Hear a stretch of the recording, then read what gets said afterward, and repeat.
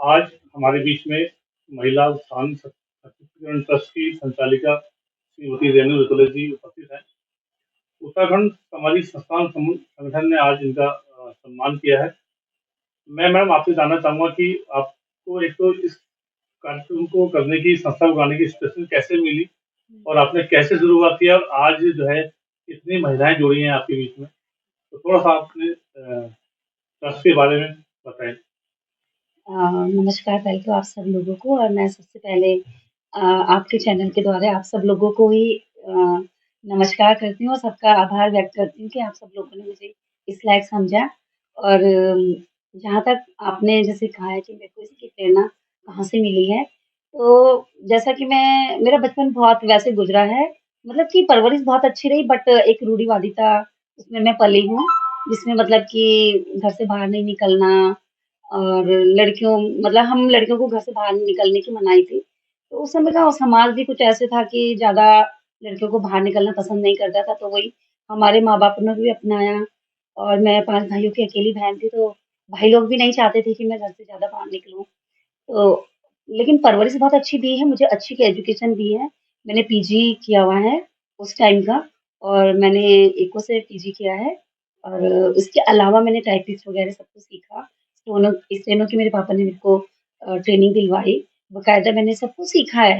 But नौकरी उन्होंने मुझे नहीं करने दी, तो कहीं न कहीं अंदर एक वो था कि मतलब लड़की होकर के शायद मैं कुछ नहीं कर पा रही हूँ मैं। तो उसके बाद फिर शादी हो गई, माँ-पापा ने कहा शादी के बाद ही करना और उस दरमियान मेरे पास जो है 3 मेरे पास सरकारी नौकरियाँ आई बट अपनी रूढ़िवादिता और अपने माँ-बापों के दबाव में आकर नहीं मैं कर पाई क्योंकि वो नहीं चाहते थे कि मैं शादी से पहले नौकरी करूँ। ताकि उनको ये था कि भई 5 भाइयों की अकेली बहन है और एक ही हमारी बेटी है, तो लोग क्या कहेंगे कि अपनी लड़की की कमाई खा रहे हैं। तो उन्होंने कहा नहीं जो कुछ करना है, शादी के बाद करना। तो फिर ऐसे ही बस करते-करते शादी भी होगी, 22 साल में मेरी शादी हो गई थी। जनवरी 1991 में मेरी शादी हो गई थी, 25 जनवरी को। उसके बाद फिर अपनी गृहस्थी में रम गई मैं, 2 साल बाद मेरे बच्चे हो गए, जुड़वा बच्चे हो गए, उन्हीं में रम गई फिर अपने को समझ लिया कि भई चलो अब इन्हीं में रम जाते हैं, जैसे होता नहीं है, औरत अपनी घर गृहस्थी में रम जाती है। लेकिन उसके बाद जब बच्चे बड़े हो गए तो अंदर से एक खालीपन बहुत सालता था। जब मैं लोगों को देखती थी कि लोग मतलब कई बहनें जो हमारी थी सर्विस करती थी, महिलाएँ जाती थी, तो अंदर से एक हुट उठती थी कि मैं कुछ नहीं कर पाई। तो जज़्बा था मेरे को कुछ करने का, तो जब थोड़ा-सा बच्चे मेरे बड़े हुए तो मैंने जो है टिफ़िन का काम शुरू किया। मैंने कहा मुझे अर्निंग चाहिए जो मैं अपने पति के हाथ में बार-बार यूँ ना कहूँ मुझे पैसे दो। मैंने उनसे अनुमति माँगी, मैंने कहा मैं टिफ़िन करना चाह रही हूँ। कुछ बच्चे थे वहाँ पे जो कहते थे कि आंटी हम यहाँ पे हमको खाने की बड़ी प्रॉब्लम है। मैंने कहा चलो मैं बना दूँगी। तो मैंने अपने घर से पहले शुरुआत करी टिफ़िन की। तो टिफ़िन भी मेरा बहुत अच्छा निकला लेकिन फिर भी कहीं न कहीं मेरे को खालीपन-सा महसूस हो रहा था कि नहीं इसमें भी मेरा गुज़ारा नहीं हो पा रहा है और मुझे ये सब अच्छा नहीं लग रहा। तो उस टाइम पे मैंने मतलब इतना अच्छा मैंने टिफ़िन का चलाया था कि जब मेरे बच्चे कॉलेज कर रहे थे, तो मैंने एक बच्चे का कॉलेज का खर्चा मैंने खुद का उठाया। तो अच्छा चल रहा था मेरा बट नहीं मुझे घर से बाहर निकलना था। मैं एक अंदर बन के नहीं रहना चाहती थी। तो मुझे करना था कुछ, तो उसी दरमियान मेरे जीवन में वीएलसीसी आया। एक हमारे घर पे एक छोटा-सा प्रोग्राम था, जिसमें मतलब वीएलसीसी उस समय वेल साइंस के नाम से था। तो वो कंपनी के लोग आए। उन्होंने कहा कि भई मुझे जो है कि आप हमारे प्रोडक्ट लो, इसमें करो। तो मैंने प्रोडक्ट तो ले लिए बट 1-2 महीने तक ऐसे ही पड़े रहे, वो नहीं खाए। लेकिन फिर मेरे को उसमें काम करने का शुरुआत हुआ। मतलब मेरी जो पर्सनैलिटी डेवलप हुई तो इसका मैं पूरा श्रेय जो अपनी वीएलसीसी वेल साइंस को दूँगी। उसके बाद मेरे को वीएलसीसी वेल साइंस के बाद मुझे लोग थोड़ा मोहल्ले के जानने लगे, क्योंकि मैं फ़ेसबुक में अपलोड करती थी और उस समय स्टेटस चलाना तो मैं नहीं जानती थी बट फ़ेसबुक में अपलोड करती थी अपने प्रोडक्ट, अपने आप को। तो मोहल्ले के काफ़ी लोगों ने मुझे जाना। फिर ऐसे करते-करते मैं थोड़ा बहुत सामाजिक कार्य करने लगी। जैसे कहीं पे कुछ होता था तो मैं चली जाती थी। मेरे से जितना हो सकता था मैं उस काम को करती थी। और लोगों को भी अच्छा लगता था कि हमारे सुख-दुख में आती है। इवन अगर रात को भी कोई मुझे कहे ना कि मैडम मेरे को ये कुछ समस्या हो, तो मैं समय नहीं देखती हूँ, ना मैं देखती हूँ कि क्या बज रहा है, उठे चल दिया अपना। तो यही मेरा उस समय था। तो धीरे-धीरे जब सामाजिक कार्य करने लगे, तो एक दिन हमारे यहाँ पे घर के पास शराब की दुकान खुल रही थी। 2017 या 18 की बात होगी। 13 अप्रैल का टाइम था, मेरे बच्चों का बर्थडे था उस दिन। तो यहाँ पे कुछ लोग आए मेरे पास, कह रहे कि यहाँ पे शराब की दुकान खुल रही है, कैसे होगा? तो मैंने कहा मैं क्या कर सकती हूँ इसमें? अब खुल रही तो मैं क्या करूँ? मैं अकेली भई क्या कर सकती हूँ? नहीं, नहीं जी, आप कर सकते हो। हम आपके साथ खड़े हैं। यहाँ पे हमारे प्रदीप गौड़ जी है, वो मेरे पास आया लड़का। नहीं आंटी आपने करना है। मैंने कहा बेटा मैं क्या कर सकती हूँ? कि नहीं आप चलो हम आपके साथ हैं। तो मैंने कहा ठीक है, फिर वो मेरे साथ पूरे मोहल्ले में घूमा। मैंने कहा यहाँ पे जो है शराब की दुकान खुल रही है, तो इसे बंद करवाना है। तो वो लोग सब मेरे साथ आ गए, सारे मोहल्ले वाला पूरा इकट्ठे हो गया। और आप यकीन नहीं करोगे 5 बजे से 8 बजे के बीच में हमारे पास 100 150 लोग इकट्ठे हो गए कि यहाँ पे शराब की दुकान नहीं खुलनी। हमने वहाँ पे जो बैनर था उसको हटाया, उसको जलाया, उसके बाद हमने अपने पार्षद को फ़ोन किया। उस समय कि यहाँ पे हमारे पार्षद हुआ करते थे आलोक कुमार जी। वो आए एकदम एक ही फ़ोन पे वो आ गए अपनी टीम लेकर के। उन्होंने भी हमारे को पूरा सहयोग करा और उसी दिन हम रात को फिर पटेल नगर थाने में गए। हमने वहाँ पे बता दिया यहाँ पे शराब की दुकान नहीं खुलेगी। उस समय फिर जो मेयर हुआ करते थे यहाँ के विधायक जी थे चमोली जी वो आए उन्होंने भी हमारा समर्थन करा कि यहाँ पे दुकान नहीं खुलेगी। लेकिन उस मोमेंट से मेरे अंदर इतनी मतलब उत्सुकता हुई, इतना मतलब मेरे अंदर जोश आया कि नहीं मुझे मैं कुछ ना कुछ कर सकती हूँ। मेरे अंदर है क्षमता मैं मतलब एक मनोबल जो होता है ना, वो बढ़ा वो मेरा। टर्निंग पॉइंट हो गया आपकी ज़िंदगी का। बिल्कुल, वो टर्निंग पॉइंट हुआ मेरे लिए बहुत बड़ा। तो मैंने कहा नहीं मैं कर सकती हूँ। तो उसके बाद फिर मैं थोड़ा मोहल्ले में हमारे मोहल्ले में स्वीपर नहीं आते थे। मैंने स्वीपर लोगों की जो सुपरवाइज़र थे उनको फ़ोन करा, वो लोग आए। उन लोगों ने यहाँ पे मतलब वो लोग भी मुझे पहचानने लगे थे कि मतलब वो जब भी आते मेरा दरवाज़ा खटखटाते, मैडम हम आ गए। तो वो पूरा हमारे मोहल्ले की सफाई-सफाई करके चले जाते थे। उनका भी धन्यवाद करना चाहूँगी मैं। एक फ़ोन पे वो लोग आ जाते थे। फिर ये लाइटें वगैरह खराब होती है। हमारे इधर जो ये द्रोण मार्बल के पास की गली है, उन गलियों में लाइटें नहीं हुआ करती थी, तो रात को इतना अंधेरा रहता था कि अगर कोई लड़की वहाँ पे जा रही हो और तो कोई भी उसके साथ मतलब कुछ घटना घट सकती थी, किसी ने छेड़ दिया या कुछ कर दिया, तो वहाँ के लोग थे वो मेरे पास आए। तो वो कहने लगे कि भई यहाँ पे लाइटें नहीं है और हमें डर लगता है रात को सब्ज़ी-सुब्ज़ी लेने आते हैं। तो मैंने उस समय फिर निगम गई मैं वहाँ से आकर के मैंने वहाँ पे 6 खंभे लगवाए। 2018 की बात है ये। 6 खंभे वहाँ पे लगाए, लाइटें वगैरह लगवाई मैंने। इसके लिए मैं अपने जो हमारे मेयर साहब थे, चमोली जी उनका भी धन्यवाद करना चाहूँगी, कि उनके बाद जब भी गई उन्होंने मेरे काम को हमेशा किया है। तो ऐसे ही मतलब मेरे अंदर आता रहा, जोश आता रहा। फिर ऐसे ही करते-करते हमने 2021 में अपनी संस्था खोली, महिला उत्थान सशक्तिकरण ट्रस्ट। तो उस समय हमारे विद्या विहार के लोग थे। उनको मैंने एक ही फ़ोन में बोला। तो जिस दिन हमने यहाँ पे अपना इनॉग्रेशन किया अपने ऑफ़िस का, तो हमने बहुत छोटा-सा प्रोग्राम रखा था। तो हमने कहा हमारी जो सबसे बुजुर्ग जो महिला होंगी या जो सबसे मतलब आगे काम करने में रहती है और हमेशा अपने साथ के लोगों को भी लेके चलती है। तो विद्या विहार की हमारी जयप्रमोला मैडम थी। उनको हमने कहा कि इनके हाथों हम अपने यहाँ का इनॉग्रेशन करवाएँगे। बट ये खबर हमारे विधायक जी तक पहुँची, तो वो भी आए। तो हमने तो उन्हें यही कहा, हमने कहा बहुत छोटा प्रोग्राम है सर, आप इस प्रोग्राम में कहाँ आ पाओगे? उन्होंने कहा नहीं, हम आएँगे। वो आए हमारे यहाँ पे तो फिर हमने रजिस्ट्रेशन करा फिर उन्होंने हमें कहा कि आप अपनी संस्था को रजिस्टर क्यों नहीं कराते?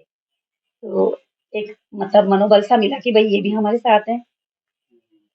फिर हमने अपनी संस्था को उन्हीं के कहने पे आज मैं उनको भी धन्यवाद देना चाहूँगी कि उन्होंने मतलब हमारे को इस लायक समझा और उनके कहने पे ही उन्होंने कुछ हमारे को कुछ लोगों के नंबर दिए, वहाँ गए, बायोलॉज वगैरह बनवाया, अपनी संस्था का काम करवाया। हमने द 9 सितंबर 2021 में अपनी संस्था की स्थापना की। तो वहाँ से आज हम पहुँचते-पहुँचते यहाँ तक आ गए कि आज देहरादून में आधा देहरादून तो कम से कम हमारी संस्था को जानता ही है। यहाँ तक कि सीएम साहब भी हमारी संस्था को जानते हैं, क्योंकि हमारे पोर्टल के ज़रिए उनके तक काफ़ी शिकायतें गई हैं। तो वहाँ से एलआई वाले भी आते रहते हैं। कभी केसेस में हम सीधे उन्हीं से संपर्क कर लेते थे क्योंकि उन्होंने हमको सुविधा दे रखी है कि भई हमसे मतलब पोर्टल में डालो तो वो शिकायत को सुनते हैं। तो अभी मई 2024 की बात होगी, है ना मैम? 24 की या 25 की? 24 की। तो यहाँ पे शराब की दुकान खुली थी पथरी बाग में। तो वहाँ पे 8 मई को वहाँ पे ओपनिंग होनी थी। तो हमारे पास वही संस्था से कई लोगों का लेटर आया। मैडम यहाँ पे संस्था ये दुकान खुल रही है और हमारे बच्चे यहाँ अकेडमी में आते हैं। तो फिर हमने कदम उठाया उसमें। हम गए वहाँ पे फिर हमने वहाँ पे उस समय फिर हमने सीएम पोर्टल में डाला, तो 6 महीने के लिए उन्होंने निरस्त कर दी थी। तो हमें नहीं पता था ये 6 महीने के लिए निरस्त होती है। उन्होंने अस्थायी तो लिखा था, बट हमें नहीं पता था 6 महीने बाद ये फिर ओपन हो जाएगी। 6 महीने बाद फिर यहाँ पर अभी अप्रैल की बात होगी शायद। अ, नहीं, नहीं जनवरी, फरवरी की, फरवरी की। नहीं 25 में आ गई थी। अभी 2 महीने पहले हम लोगों ने यहाँ पे फिर धरना प्रदर्शन करा। 24 दिसंबर, सॉरी दिसंबर 24 में हमने वहाँ पे धरना प्रदर्शन करा, तो हमने वहाँ पे दुकान को नहीं खुलने दिया।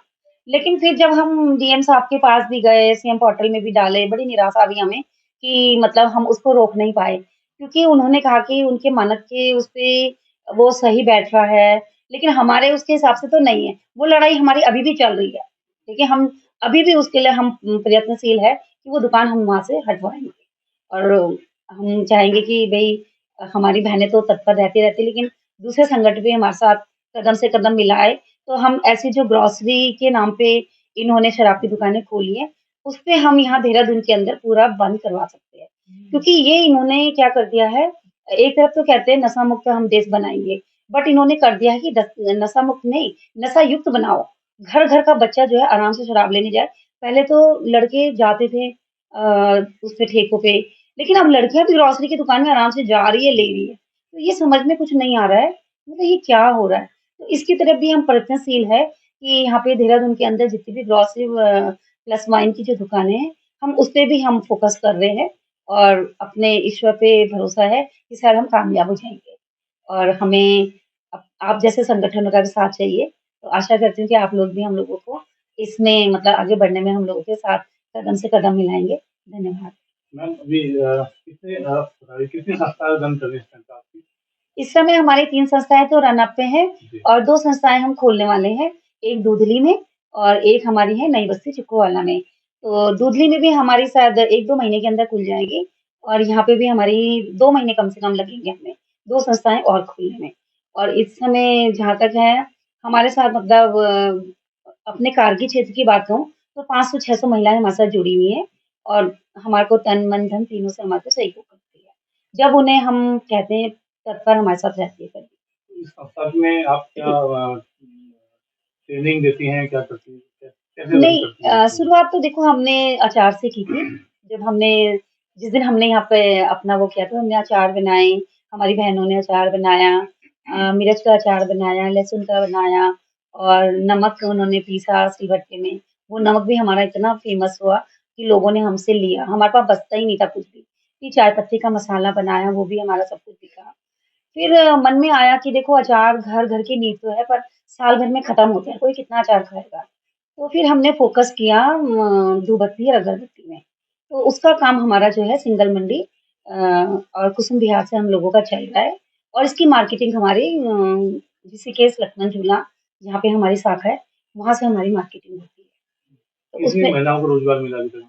आप बताइए। अब रोज़गार तो देखो हमने नहीं दिया है, बट हाँ, हमने उन्हें रोज़गार की तरफ प्रेरित ज़रूर किया है, ट्रेनिंग्स वग़ैरह दे कर के और वो ट्रेनिंग ली है उन्होंने हमसे और उसके आधार पे वो लोग मतलब इसमें काम कर रहे हैं, प्रोडक्ट बना रहे हैं। तो मैंने उनसे वादा किया है कि भई तुम प्रोडक्ट बनाओ, मार्केट की चिंता आपको नहीं करनी है। मैम बस। गवर्नमेंट से हेल्प मिलती है आपको? अभी तो हमारे को गवर्नमेंट से कोई हेल्प नहीं मिली है। जो भी खर्चा होता है हमारी बहनों के द्वारा होता है। जो भी हम कार्यक्रम करते हैं उसमें हम लोग जो है आर्थिक रूप से एक-दूसरे की मदद करते हैं। जिसने जितना भी दे दिया उस हिसाब से हम उसके आधार पे उस प्रोग्राम को करते हैं। और बाकी जो रही-सही कमी रहती है उसको मैं अपने खर्चे से पूरा करती हूँ। तो अभी तक हमारे पे ₹1 भी गवर्नमेंट की तरफ से नहीं आया। कभी आपने ट्राई नहीं करी मैम जैसा बस सीएम से है और नहीं ट्राई तो हाँ जी। हुँ। थोड़ा मैडम इस पे फ़ोकस करें तो। आफ्टर 3 इयर्स वी कैन मतलब हम आगे 3 साल के बाद जब संस्था हो जाती है उसके बाद अप्लाई करते अभी एटीजी का जी। रजिस्ट्रेशन भी आपका हाँ जी, हाँ जी। हुआ। वो भी हो रहा है। तो अभी हम चाह रहे हैं कि एक बार ऑडिट करवा के फिर हमको प्रोजेक्ट मिलने शुरू हो जाएँगे फिर गवर्नमेंट के। तो देखिए अब आगे कैसे होता है। हैं। अभी समूह का एक एसएचजी ग्रुप भी है पाइपलाइन में ना, जी। तो अभी आगे हाँ जी। समूह बना के तो बहुत लोग रन कर रहे हैं।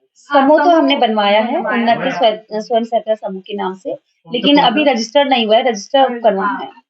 उसमें हमारी बहनें काफ़ी जुड़ चुकी कौन हैं। सा वाला बताया आपने? उन्नति स्वयं सहायता समूह, वो धूपबत्ती अगरबत्ती अच्छा। धूपबत्ती अगरबत्ती। ठीक है।